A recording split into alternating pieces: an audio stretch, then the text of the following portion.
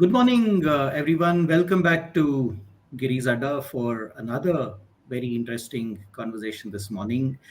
For those of you who are tuning in to this channel for the first time, I would like to say that this little space has been created to uh, do some interesting things, discuss books, sing songs, and have interesting conversations. So those are the three things that we do at this Adda. And this is the 94th episode, which is, of course, 94 is a mix of books, songs, and conversations.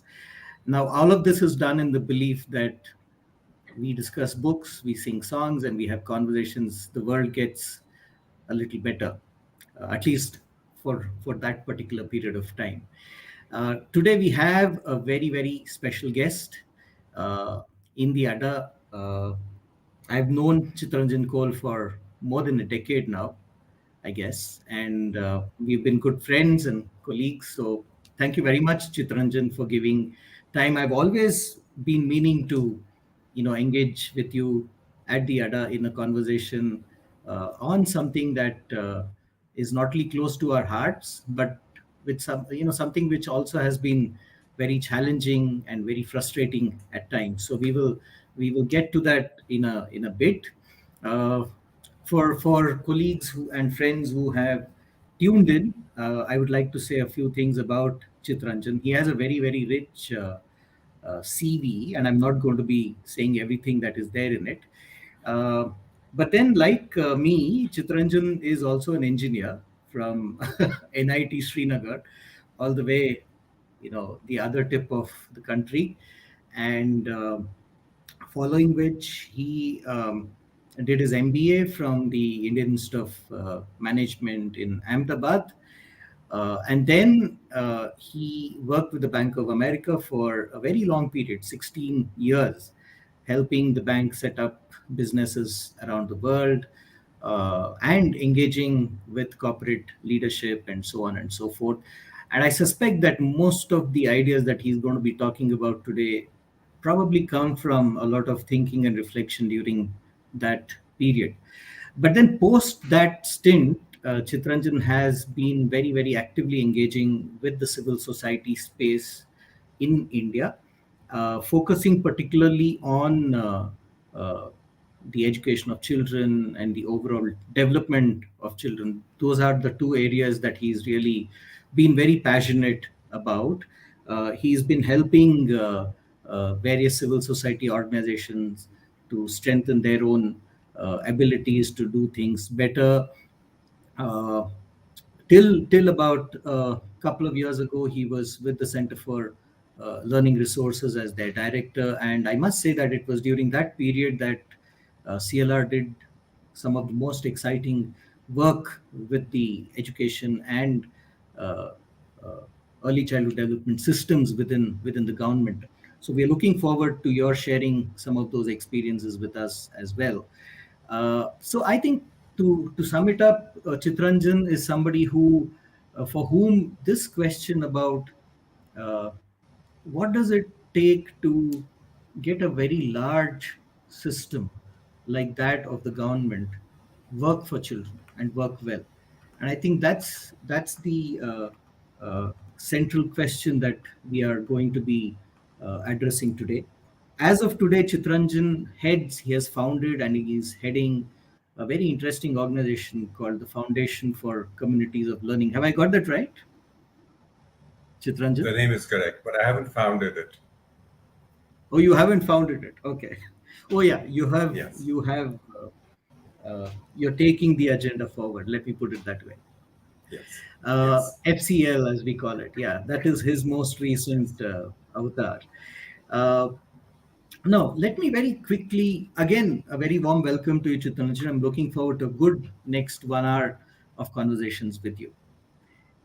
Uh, Thank you. I'll just spend a few minutes to lay out certain thoughts and questions that I have in my mind today uh, before I, you know, start engaging with Chitranjan. Uh, I think this is a topic when we, for those of us who've been working with government systems, be they nationally or at the state or sub-state level, one of the things that strikes us as uh, very distinctive is the largeness of this system. So, for example, you have lakhs of teachers, thousands of Anganwadis, thousands of Anganwadi workers, right? And literally thousands upon thousands uh, education department officials or officials in the health sector or the women and child development department and so on. So anything to do with India is characterized by largeness. Uh, that is one, aspect. That is one of the realities with which we have to work. The second thing is there are aspirations. So the NEP 2020, for example, as also the earlier NPE of 1986, and many of the policy proclamations ever since, including, of course, the legislation, the right to education. All of these have great aspirations that, we want to see a certain kind of classroom, we want to see a certain set of things happening inside that Anganwadi or that classroom, and we want to see certain kinds of outcomes and so on and so forth. So there are all these intentions, aspirations, and uh, I'm sure all of us agree with most of them. But then there's also this sense of frustration that things are not happening the way we intend them to happen. And I think that's something that we need to understand more. One of the things that, though this frustration is there and though this concern is there, we also end up doing more of the same things. Teachers get trained in the same manner, monitoring systems are working in the same way. In fact, more worryingly, I think, and I would also want Chittaranjan to weigh in on this particular aspect as we go along. More worryingly is the way we are beginning to use digital technology to mount what I can say is almost a surveillance regime, you know, with various digital applications and platforms, and everybody, right from the teacher or the Anganwadi worker or the health worker, has to keep reporting on that. One really doesn't know where that data goes and how it benefits the child finally or the teacher finally. So this is something that keeps happening because we are unable to find any other way of doing things. It also leads to a lot of centralization, centralized decision making, that drives the way education systems work within government, for example. So A, there are large number of people. B, there are multiple levels. C, there are aspirations. And we want everyone to be working towards the same goal. We want everyone to have the same set of meanings and purposes and so on and so forth. Yet we are not able to see the kind of successes that we want. Just as an example, to give an example of what I mean, uh, even if you just look at the very limited learning outcome surveys, for instance, or similar surveys, probably, for younger children, you know that you're very far away from reaching that particular objective or that particular goal. So how does one understand this, and how does one do things differently? I think that's the key part of this conversation. That's the crux of this conversation. And uh, Chittaranjan has coined a very interesting term: capacity building for building capacity. So let me begin then uh, by asking you, what does the CBBC mean, capacity building for building capacity, and why do we need it?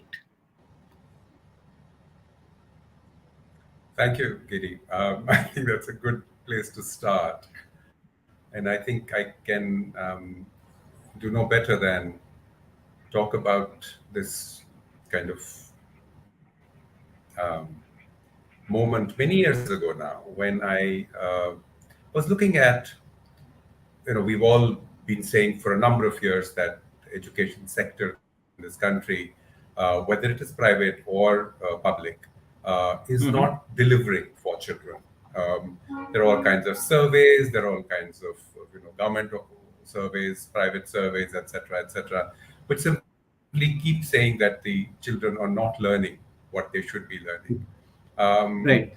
I know that, for instance, when some of those surveys started coming out, there was a certain sense of shock in the system. Oh, really? We didn't know this. And now those surveys have also become part of the landscape in some sense. No one really pays much attention to them. But yeah, of course, the outcomes are not good. Um, We get and if you painfully ask, reminded every year, I guess. you get a reminder every year, and then you simply go home again and you say, okay, all right, that's what's for dinner tonight. Um, and uh, and when you ask people what ails the system, what is causing this, most of the time you will hear people say, well, our teachers are not they're not trained Train. well, they're not skilled enough, they're not motivated enough, they're not etc etc, all of that stuff. And when you look at it like that, you say, okay, so that's the diagnosis. And therefore, the solution, of course, is train them, train them to be better. And that's what we've been doing for the last 40 years. Yeah. Um, and, and we've gotten to the point where the trainings don't seem to do anything because the results of those of the systems keep actually going down rather than getting better most of the That's time. what we are seeing now in surveys, Uh, actually. Yeah. we are seeing that all we haven't seen improvements in spite of the fact that there is concern about the fact that this is so. We've been seeing these results for a long time now, more than 2 decades almost. um, and yet nothing seems to change as a result of those trainings. Hmm. um, and we continue to do the, as you were saying, we continue to do the same thing over and over and over again. And Right. when we looked at this about a decade ago or so, um, what we what we realized was that while the lack of skill or attitudes on part of the teacher was clearly a factor, it was Hmm. not really the cause. It was simply a symptom of the problem, and the Hmm. causes needed to be seen more deeply. And what we identified really as the cause is a pervasive lack of what we call leadership in the system. Right. Um, Answer of that is very, I mean, the a way of describing that is very simple. If we've been training people in a particular way for the last 30 years and it hasn't really changed anything, Yeah. what is the reason why it continues the way it is? Yeah. Who is looking at the effectiveness? Who is looking at the meaning of that thing? Who is looking at what it creates in the system so that something could change? So is someone looking at change, or is no one looking at change? I think that was the starting point of our question. Hmm. So we said, what we need of course, we need teachers to be better equipped to do teachers. And when I say teachers, I mean all kinds of frontline workers, whether it is Right. in the preschool system like the Anganwadis or the school system, or indeed other government systems like health system, etc., etc. Sure. So, of course, we need the frontline workers to do what needs to be done up in front at the interface. Hmm. But how do you make sure that the environment in which they can learn and they can learn right Okay. is created within the organization? How do you make sure that there exists a value for doing it right? How do you make sure that there exists a value for producing the results that we are mandated to produce by policy, by government programs, etc., etc.? The answer is we are not doing that. Hmm. And so we said we need to make sure that while there are policies, Yeah. and the policies are good policies. I'm very fond of saying we have great policies in this country. All we have, what we don't have is implementation of those policies. Right. So we have policies. The question now really is, how do we take this thing forward in such a way that from the policymaker to the front line person who's essentially expected to to implement it, there is a shared meaning. There's a common Mhm. sense of what needs to be done, and there's a shared understanding of what the obstacles are, what the objectives are, what the processes that need to be for there for that are. So we said, Right. if Sorry. Yeah. if that is what needs, yeah, if that is what needs to happen, because it is such a large system, as you were saying, there are 14 lakh Anganwadis in the country. There are Yeah. I forget what exactly the number of schools is, but it's not much smaller. It's about the same, one and a Uh, half million schools. Yeah. yeah, so it's Yeah. more or less a similar thing. And so Yeah. we have so many schools, so we have to reach them, and it is inevitable, therefore, that we have to have some way of many people becoming a part of that process of getting this understanding to them. Uh, it I has just have traditionally one been done question, in the if past. I can come in. Yeah. So you've talked about, of course, a lack of leadership, and we will come to that. You've talked about creating an environment that enables people to do what they're meant to do better. Uh, and of course, your last point was you talked about the absence of a shared understanding of meaning or purpose. If I were to put this to somebody in the bureaucracy, they're not going to agree very easily. They'll say, look, we have given so many circulars, we have done so many trainings, we keep reviewing, our programs and so on. So how can you say that there is a lack of shared understanding or meaning? So would you want to kind of reflect on that a little, and tell us exactly Yeah, what is it that you're getting at? yeah. So I think when people learn something, and we are here talking about the frontline learning how to do something differently, so that children can learn better, so that children can um, reach better outcomes and so on. When Yeah.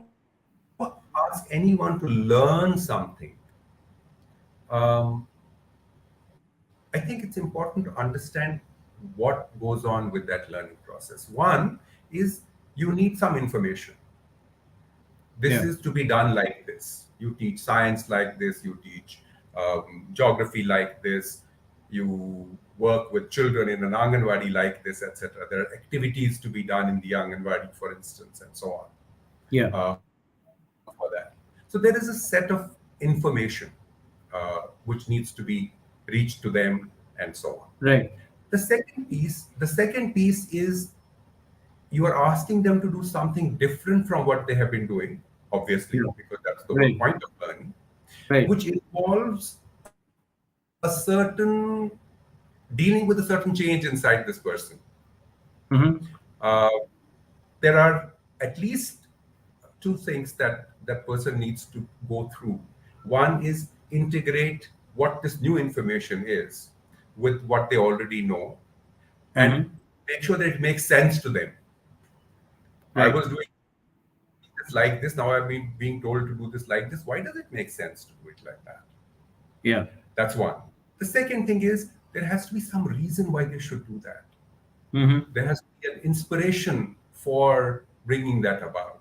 Mm-hmm. There has to be an inspiration of a higher purpose for which they should get up, change themselves, do engage in what is undoubtedly a difficult process, because Right. when people are asked to change, it requires some fire. It requires Yeah. some reason to do that. Now, I think most government systems have figured out the information piece reasonably well. I mean, there are some difficulties with that as well Yeah. because most of it seems to be, in the nature of just remember it and do it. Much Right. like we do in the schools. So you're saying even the modules and manuals are of that kind. Just follow these instructions and do it. That's it. That's how most of them are. That's how they Right. simply tell them this is what Right. is to be done, and just pass it down to the people that you are training. Yeah. um, there is very little attention at all to why this person should learn this, Mm-hmm. why this person should listen to the person who's training him, and Mm-hmm. why this person should then go and take the trouble of doing it in the classroom. Mm-hmm. Mm-hmm. The motivational piece is almost completely absent. Mm. The assumption is that because the person is an employee in the government and gets a salary, he or she Yeah. should do this because it has been written down in an order. Yeah. People will do it. They will do it much like they do most things that they don't understand the reason for. Mm. But but usually the quality of that is not good. Mm. And Mm. so one of the fundamental I principles think what we the other thing that one sees is that if somebody is not doing something, for example, if a teacher yeah is not reaching the school on time or is absenting himself or herself, or doing certain other things which are not meant to be done, then the only language that the bureaucracy seems to know is that of suspension. तो इसको suspend करा yeah I think दो or transfer करा दो. absolutely Those are the only two things that seem to absolutely work. I think the idea that it is possible to create a sense of purpose, Yeah. a sense of meaning, and Yeah. a sense of contributing to the Mhm. to the to the to the world around me, and that is what we should be focusing on. We should be making sure that whatever the teachers are being asked to learn is set within that context. That So doesn't exist right now. you're in essence saying that that has not happened to the extent it should have. Is that the point that you're making? I don't think it's happened at all. Okay. I think I can't think of too many or very many programs Hmm. designed for training which focus on the question of how can we get this person to want to do this? How can we get the Mm. person to want to um, find new meaning in her life, Mm. find new purpose in her life, Yeah. and which is what then drives the adoption of this whole um, new Right. knowledge, if you like. That is not there in that process. I think that's one thing. Okay. The second issue, which I think which causes difficulties, is that traditionally this has been done via this cascade system. Yes. Now, Which I think is inevitable what in a large system. Yeah. which is inevitable. You have to reach so many people. You have to have a series of steps through which it goes. The question is, Yeah. who are these people, and what do they do? Apart from, of course, as I said, one thing they do is they simply they receive a piece of paper in a workshop, and then they open the same piece of paper in the downstream workshop, and they just tell the people that, and so it goes on like that. The Right. difficulty with that is that you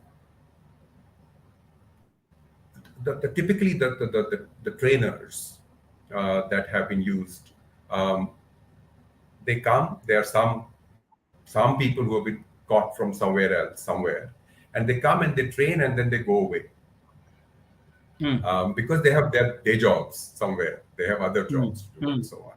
Correct. So they're only within the design. Their only task is to simply deliver this piece of information to these people, Right. to the next level, and then from there to the next level and so on.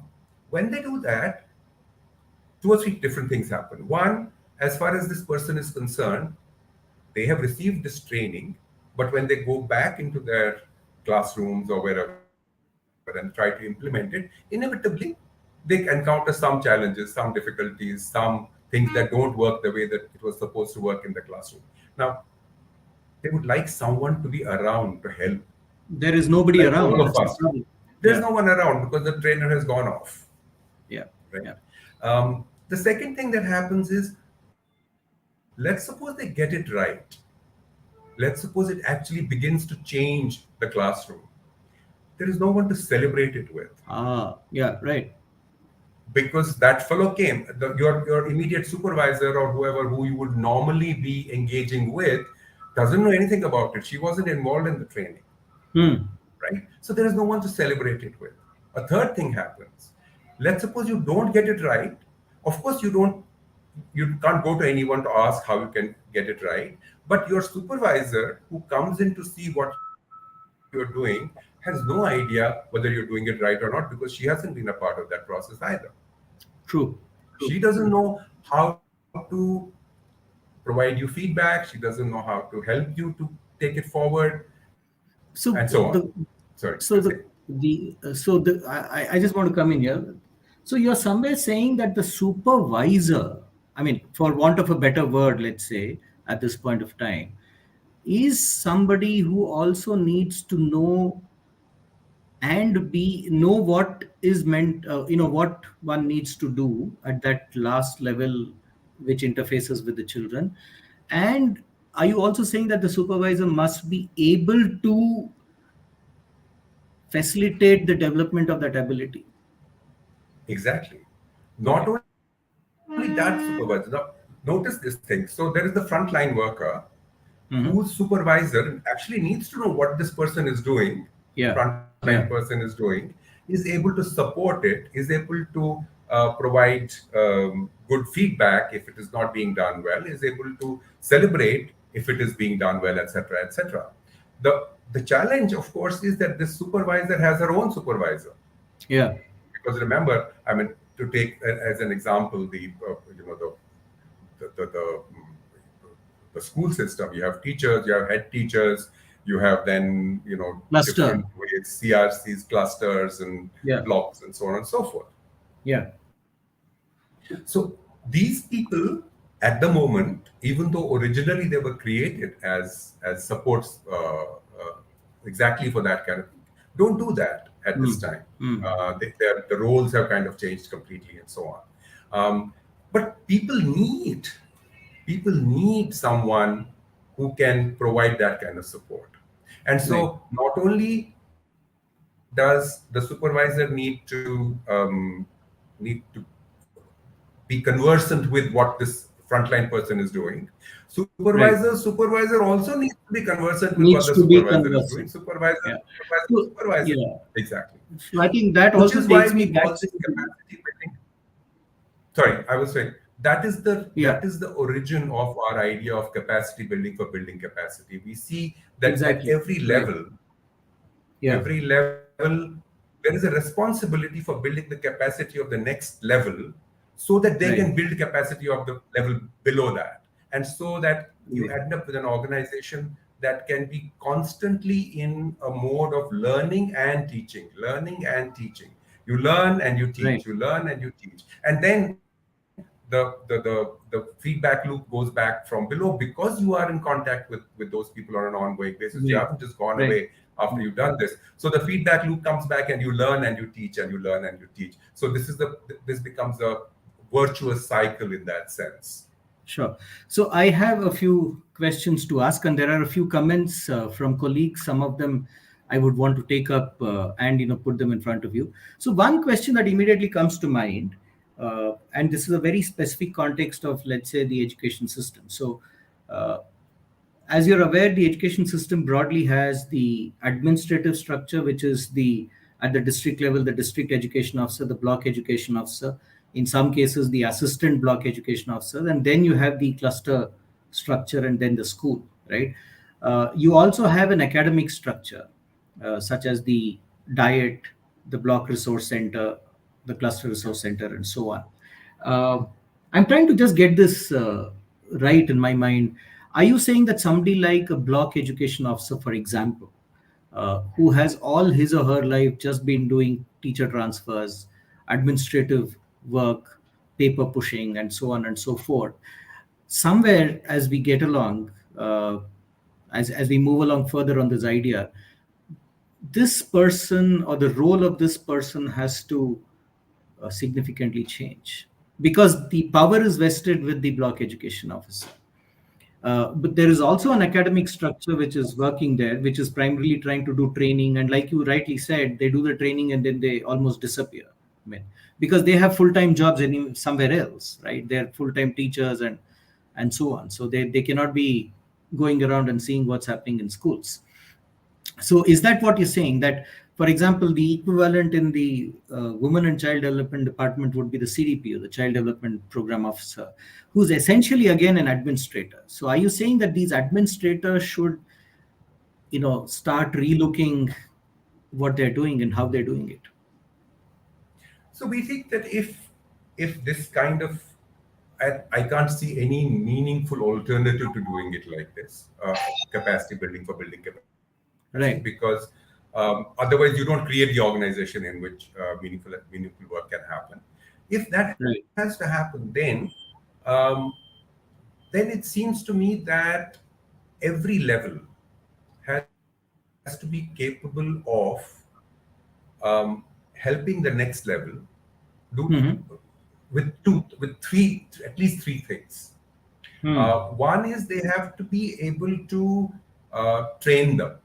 Right. They might not be good trainers necessarily, not everyone is. Yeah. Uh, but they have to have enough understanding of what is going on that they can Yeah. say, I understand this, and this is how it should be done, or this is what At the least, at content of least, this is. at least develop the role of a facilitator, if At not least, a at hardcore least. trainer. Yeah. Okay. Absolutely. And in some sense, the position of any leader, any superior officer, is exactly that. It is that of a facilitator. It is meant to be there so that they can help the people who are working for them to do their job better. Yeah. Yeah. Right. So you have to be trainer, you have to be able to do that, and then you have to be able to monitor this well. You have to Right. be able to say, I can see what you're doing and I can form a view on it. Is it right? Is it Right. wrong? Can it be made better? Is it wonderful, etc., etc. And you can only do Yeah. that if you have sufficient understanding of the subject matter, of Right. what your people are doing, in order to be able to make a meaningful assessment of that. And the third I thing, think they this is a must very be able important point because right now we don't see these officers in a position to form this opinion or form this view uh, about no, whether what is yeah, happening. and absolutely. Yeah. And so what we Uh, end up with is there is a lot of assessment that happens, but it is mostly quantitative assessment of how many, how much, how often, etc. But the yeah. quality is impossible to assess like that. You have to actually know and understand what this is about and why we are doing it in order for the Right. quality to be assessed effectively. So the So you have to be experiences able or to the monitor processes are really not looked at. Yeah. Yeah. Sorry. Yeah.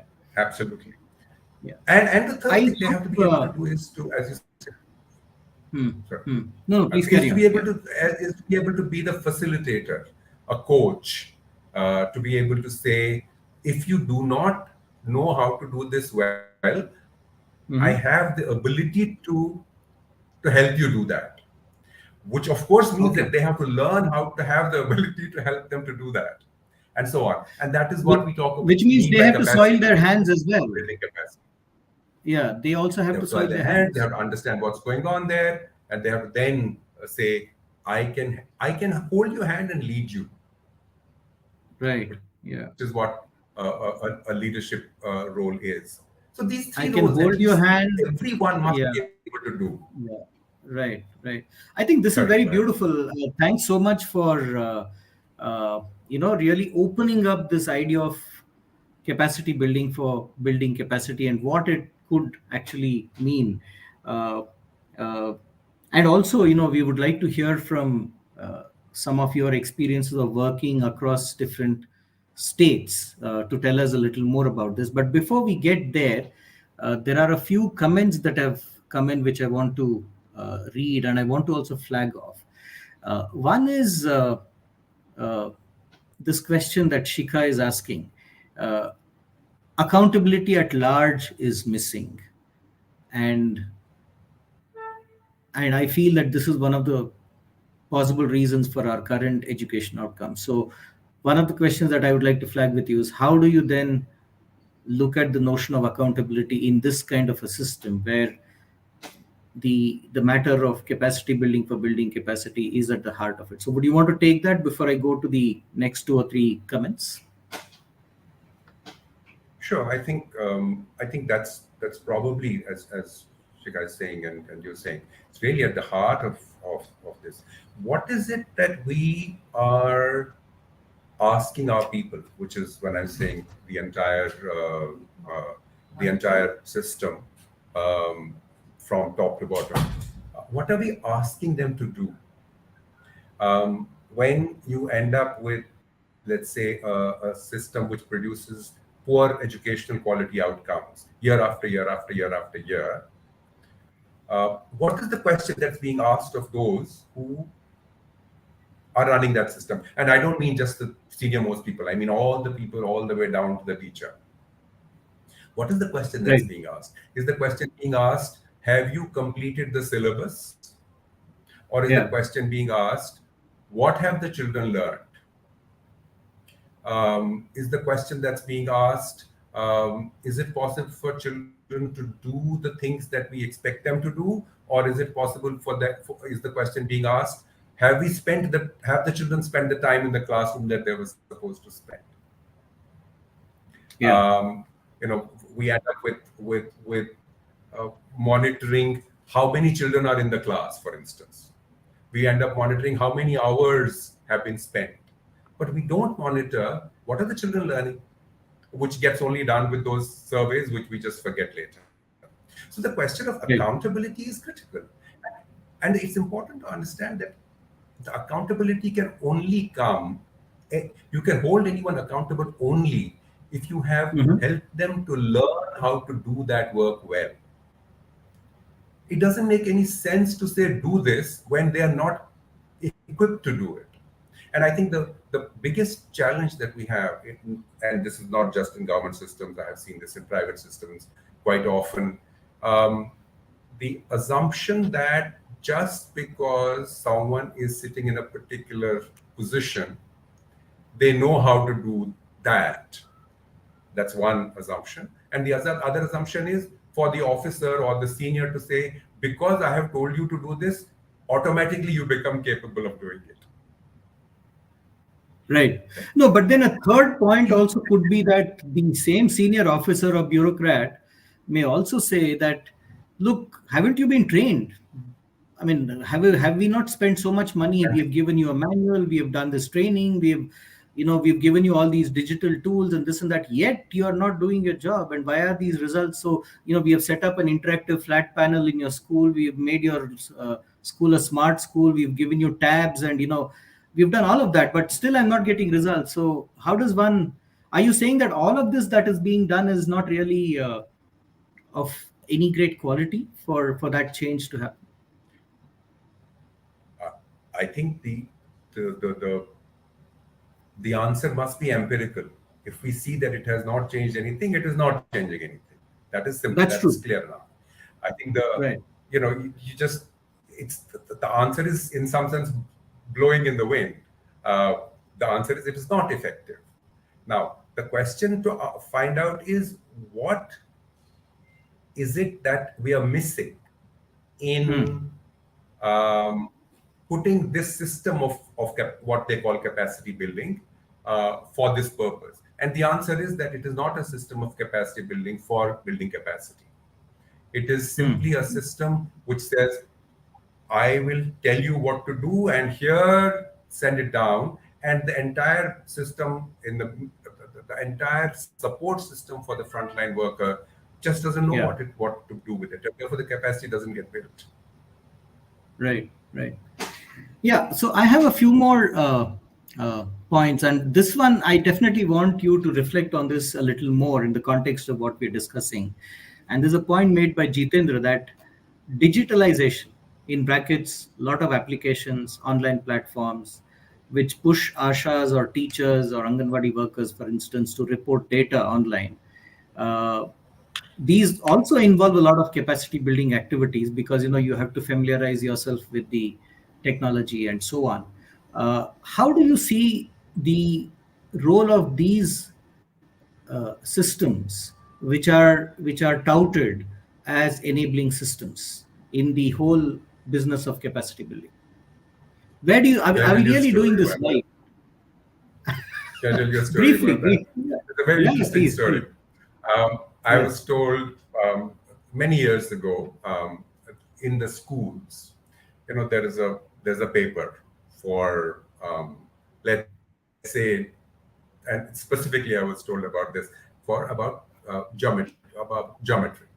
Okay, and Okay. there are theorems that have to be proved, and so in the exam you get this prove this theorem, and this student, he doesn't know how to prove it, he doesn't have an idea of what the proof is, so he just writes something on 2 pages, anything.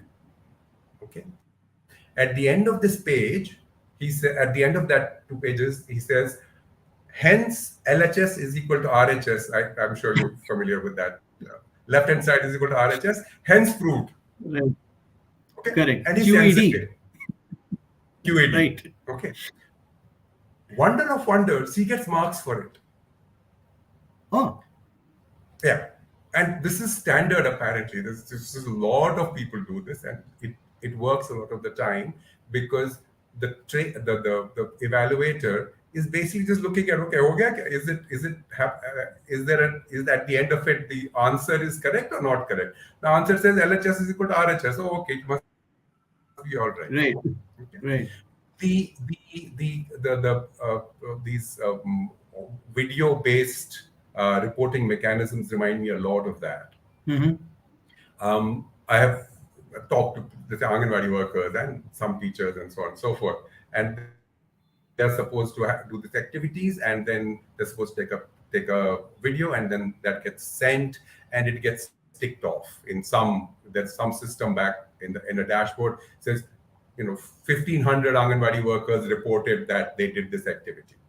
Okay, numbers are good, they look great.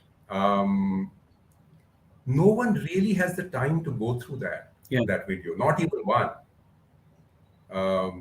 No one really sees whether the quality of that activity was what it should be. You Mm-hmm. could actually, from as far as I have been able to see, you could actually be taking a picture of a nice garden or something like that and send it in, and it would still get counted because it came from the camera of an Anganwadi worker in a particular Right. place. Right. So I think the idea that that you can use these as a substitute Mm-hmm. for checking for good quality implementation. Yeah. Um, it, it assumes essentially that the teachers already know how to do this stuff well. So all we need to Mm-hmm. do is to check whether they're doing it. Yeah. But no one has paid any attention to whether they know how to do it well. Yeah. True. And whether True. they know how to do it well involves capacity building for building capacity. Right. I think one answer that the That we're digitalists, not paying attention.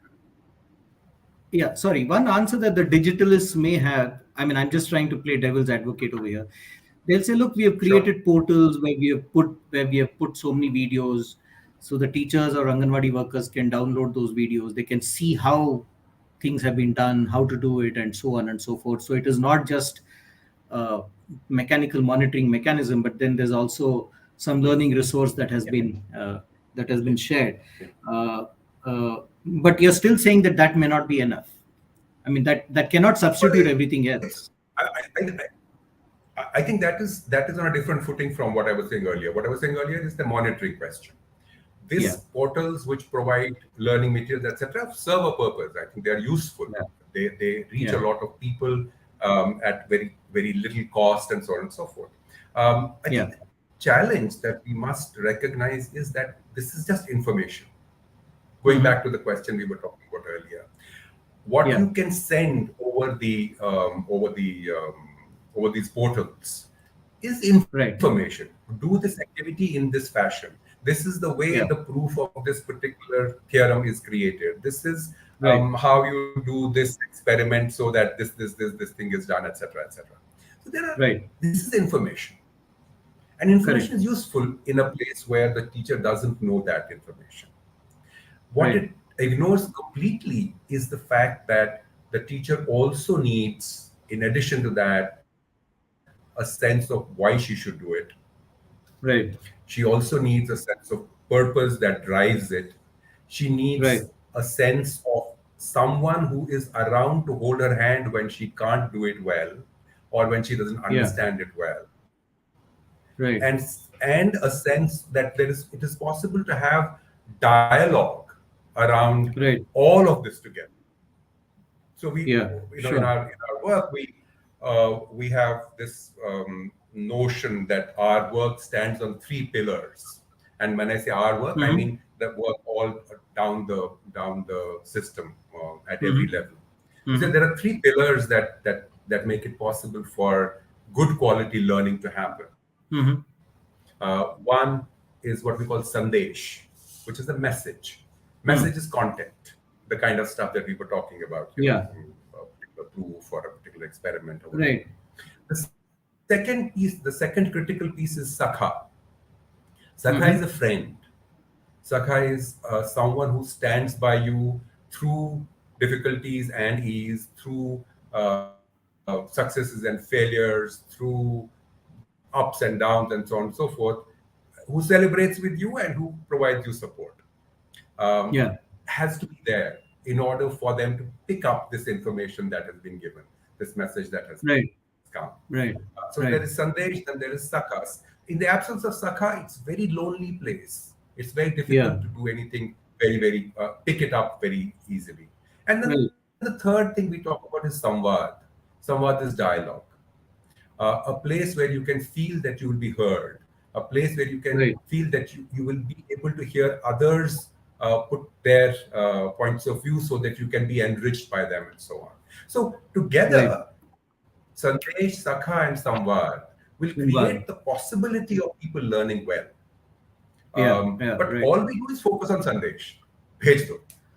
Send the Mostly, and information. I Send think the there are snatches of Sakha and Samvad, but then perhaps not nowhere near what you're suggesting. And I think I'm not even sure if there's this realization that we must move in that direction, because somewhere I feel I, uh, yeah. with increasing use of digital technology, these core or foundational aspects are probably missed, because there's this belief that that's the panacea, that's the panacea for all our ills. We can now monitor better, we can share content, we can do all of this.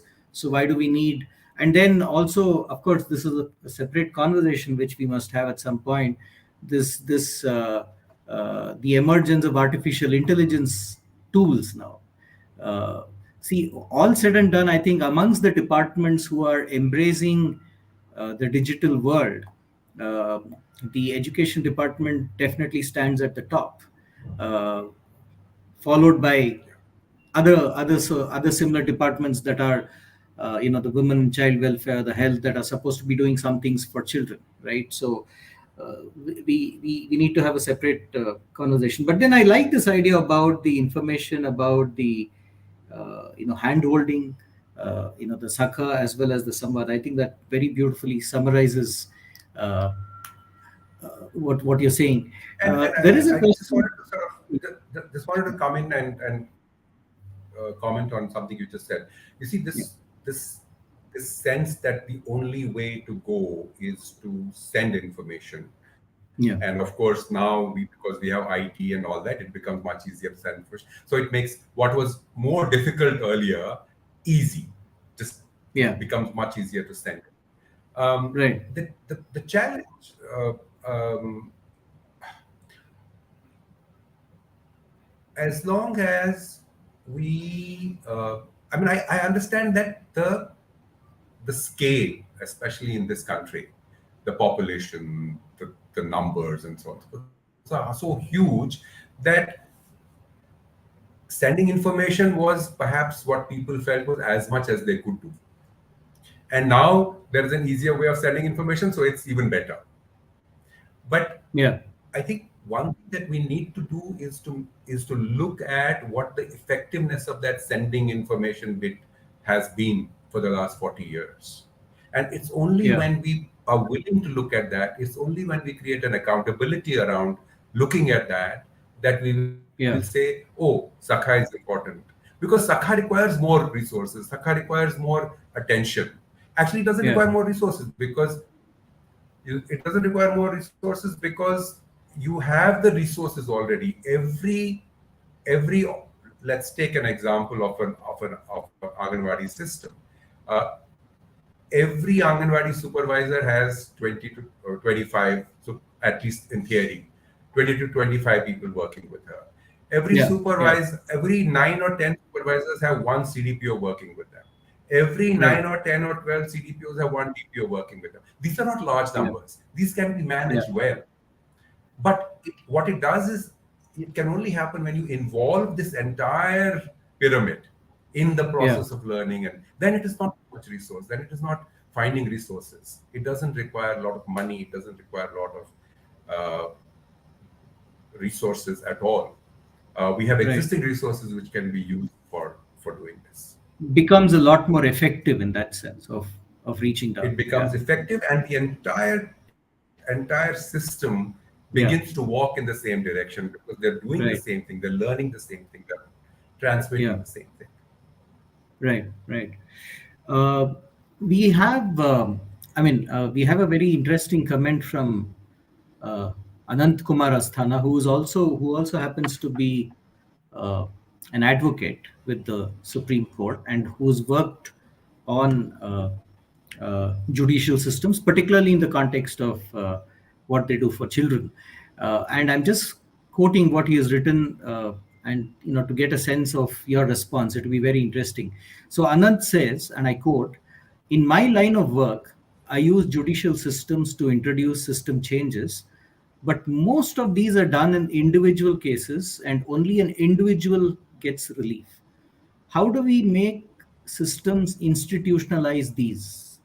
Is the question that he's asking.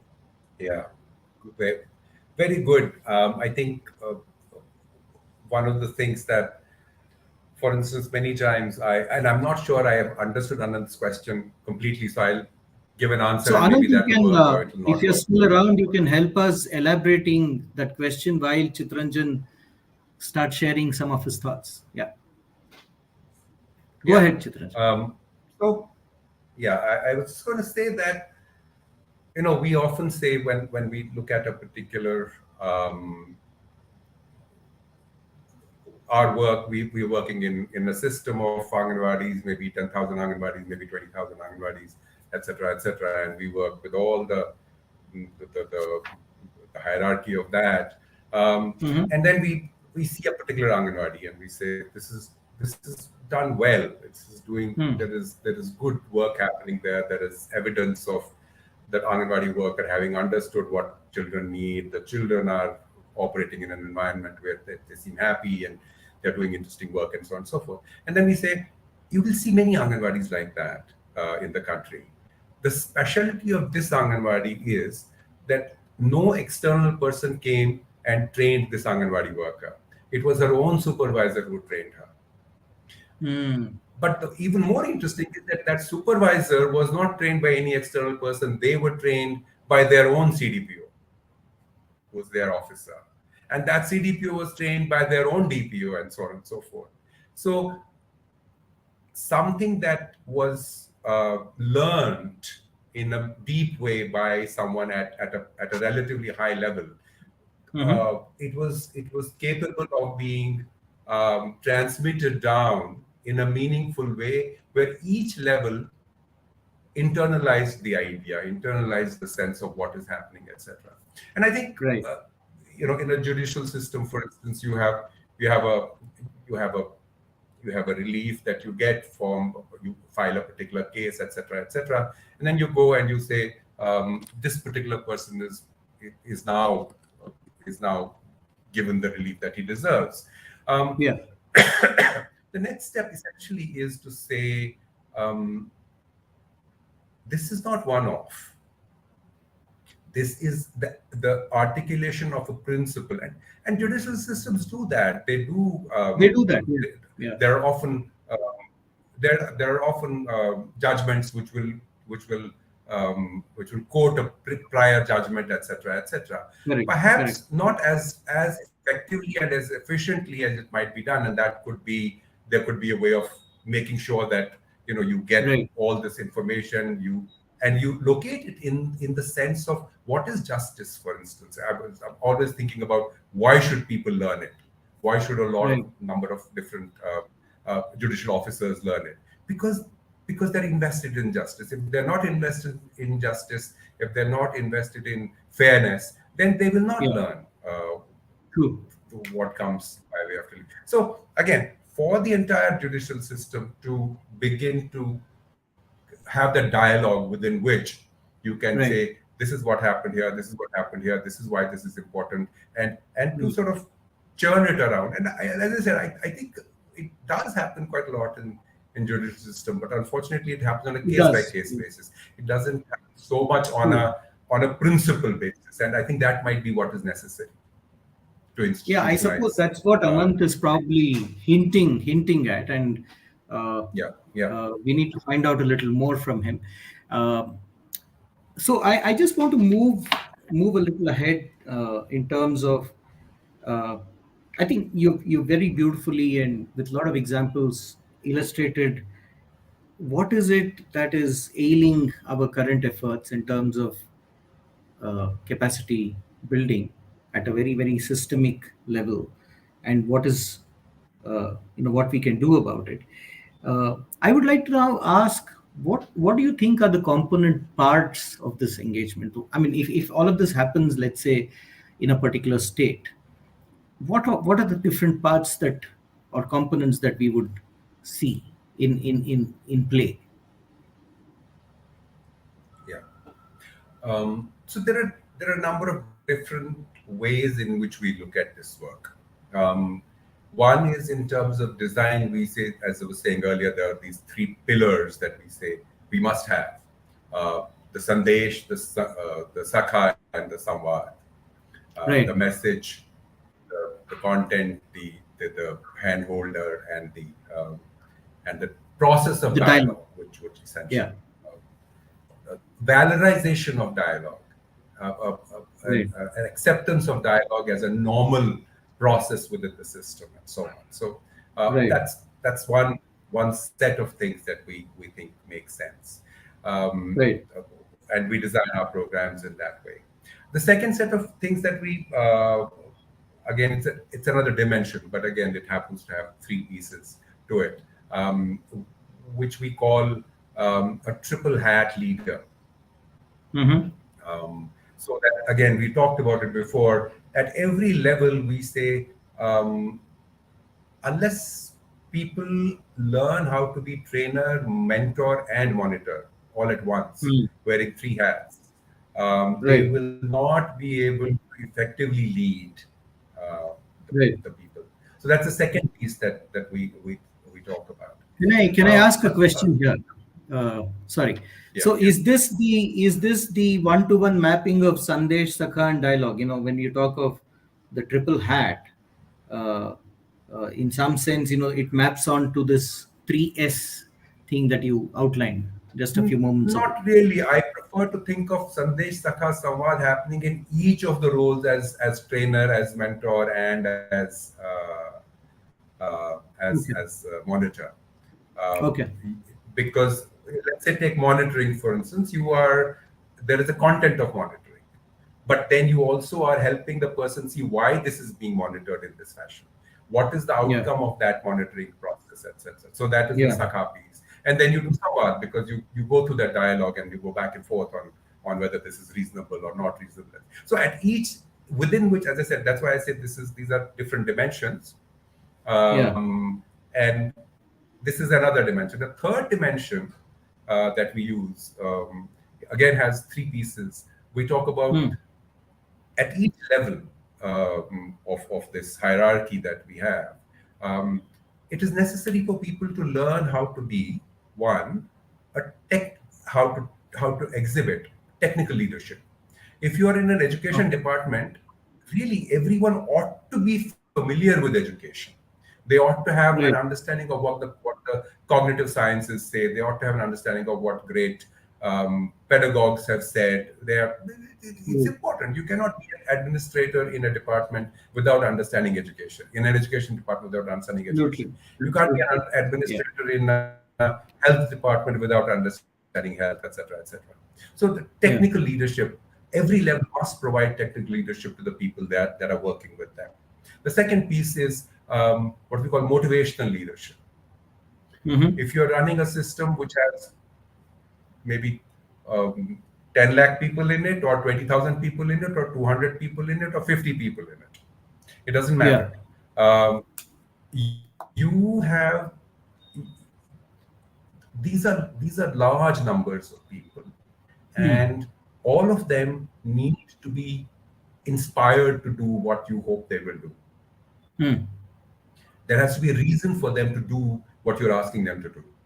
There has to be a meaning in their own lives Right. for what they spend time doing, and so on. So, leaders have to be able to provide inspiration, motivation for people to do that. And again, that's something that we work with on. So that's technical leadership we work on, and we work on inspirational leadership or motivational leadership. And then Uh-huh. finally, we work on community leadership. We think that's a third piece Right. of it. Uh, Most of these things, the government's policies, etc., education, health, etc., particularly so, child development, particularly so, depend on the community being supportive, Yeah. depend on the community understanding why we are doing this, depend on Right. the community providing a continuation of the environment that a school or a Anganwadi or indeed a health facility provides. Because without that, Right. it's an uphill battle. You can never really do for the child what the child needs, or the sick person what the sick person needs. So being able to engage with the community in a meaningful way, which enrolls and lists the community into the work, is equally important for effectiveness. So Mm. I think so. Again, the third dimension of this, again, a three-piece thing: technical Mm-hmm. leadership, motivational leadership, and community leadership. Uh, this is Mm-hmm. how we this is how we design and build our programs, bringing in these Right. various pieces and trying to and of course the I think the important thing that we do in our programs is there's a lot to learn, um, um, both on the Sandesh side and on the Sakha side and on the Samvad side. These Mm-hmm. are not things that people that come naturally, and True. therefore the idea that you can simply get people into a room for 10 days or 9 days or 3 days or 1 month or whatever and simply tell them the stuff and then they go back and then they do it is fallacious. It doesn't work like that. People have to pick up something, they have to go and practice it, experience what happens, understand their successes and failures with it, come back and reflect on it, and then take something more. So what we typically do is we say this must be a multi-cycle thing, and I think government on that level at least has moved quite a lot on that. They have started doing it like that rather than these Right. one-shot long workshops. So you're So talking about a cyclical process. Yeah. yeah, so you break it up into small pieces. You create Yeah. cycles in which both the learning and implementation can proceed side by side, and then Yeah. those can be reflected upon, and can feedback can be provided and so on little bit, and then you learn a little bit more, and then Then you you learn a little move bit more. into higher You, levels. Yeah. Right. so you spiral up in some Right. sense. Right. Yeah. Right. Right. So I Right. think that is how broadly we design our programs. Right. Wonderful. I think this is amazing. What I would like to know, Chittaranjan, is there appetite for this in government? I mean, you travel the country, you meet with bureaucracy in different parts, and I'm sure you've had the occasion to talk about these ideas. Uh, what do you sense? I mean, is there an appetite? Is there a willingness to do this? Um, I think people in senior positions in the bureaucracy um, feel the need to do something different because they do see that the existing processes are not working. Um, the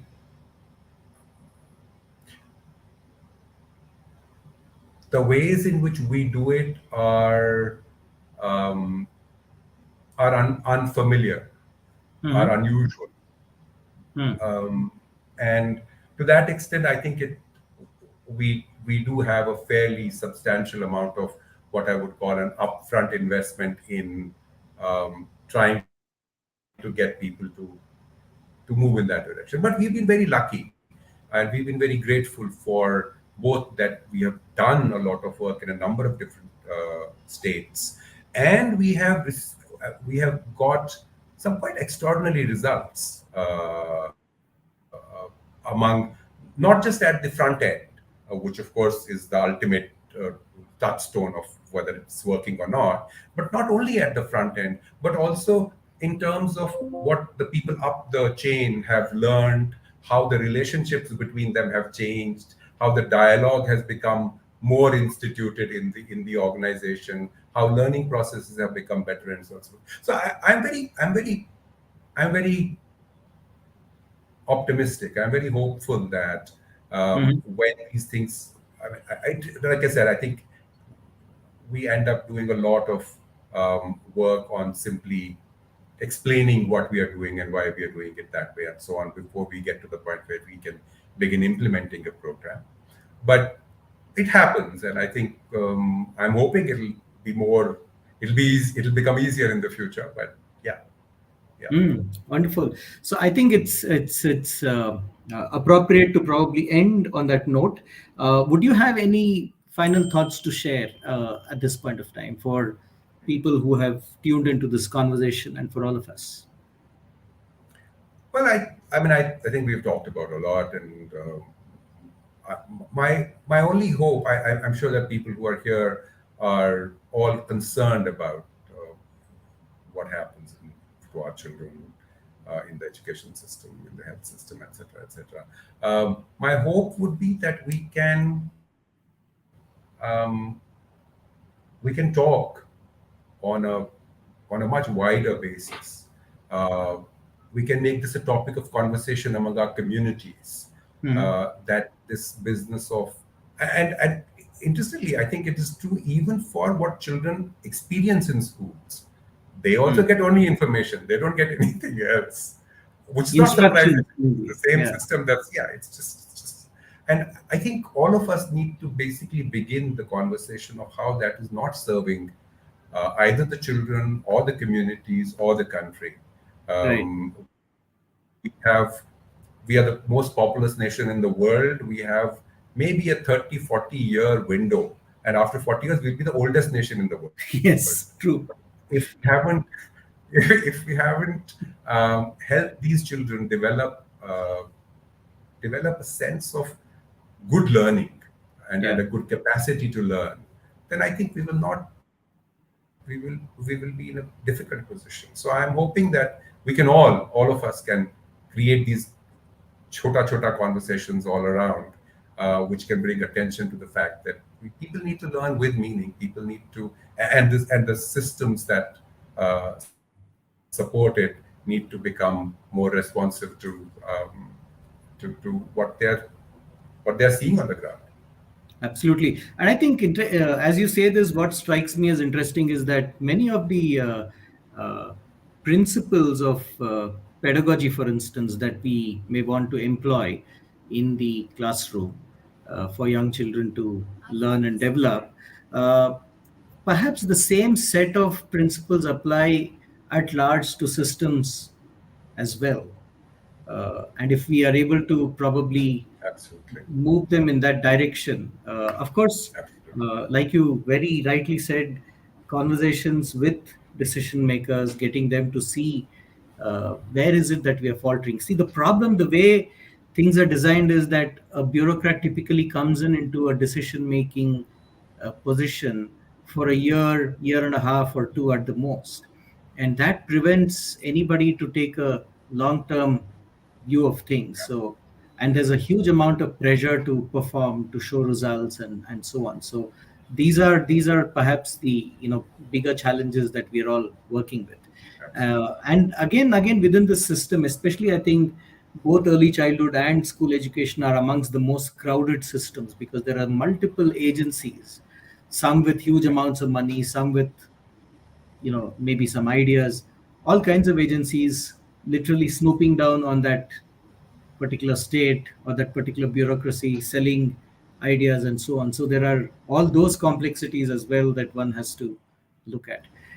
But then I Yeah, must. I think it will be very helpful if I mean, senior administrators, etc., if they formed, as you say, because they spend so little time in a particular position, that is a challenge. I have no question about it. Hmm, But nevertheless, I think it would be very helpful for senior officers to form views of what good education is, yeah, yeah, and then be guided by that view, yeah. about what needs to be done here, what needs to be done here, etc., rather than simply doing things on an ad hoc basis. I think that's very helpful. That would be very True, helpful. true, true. And And everything it must will be geared towards that. Your assessment system, your monitoring system, your talking absolutely, system, absolutely, everything else must be geared towards that vision of what do we all believe is good education or good absolutely, development or whatever it is. Yeah, absolutely. yeah. So with And that, sometimes we'll have made a wrong assessment of that. I mean, we made a wrong choice. We'll have read something. We'll have said this is how we want to do it. That is better than not having a view, correct, because correct. when you have a view, there is the coherence about what you're doing, and then you Yeah, can say, oh, this way of yeah, doing it was wrong, let's do yeah, something else. yeah. When you don't have a view, you don't know what is wrong and why you're doing it wrong. True, true. Absolutely, absolutely. Thank you very much for a very fascinating conversation, Chitranjan, and for all those insights. And I'm sure we will get back to you again for more conversations on related themes. I would also like to thank my friends and colleagues for joining us and offering some very interesting comments and observations along the way.